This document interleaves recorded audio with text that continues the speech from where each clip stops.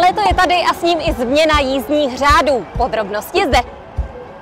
V létě se pouštíme do dvou významných staveb. Modernizace tramvajové trati na ulici 28. října před Domem kultury města Ostravy a estetizace zastávky Karolina. Modernizace tady na ulici 28. října přinese změnu konstrukce tramvajové tratě na systém pevné jízdní dráhy. Ta zajistí tišší provoz tramvají.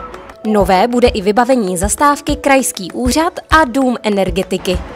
Estetizace zastávky Karolina přinese cestujícím nejen nové rozšířené zastřešení, ale také rozšířený přechod pro chodce.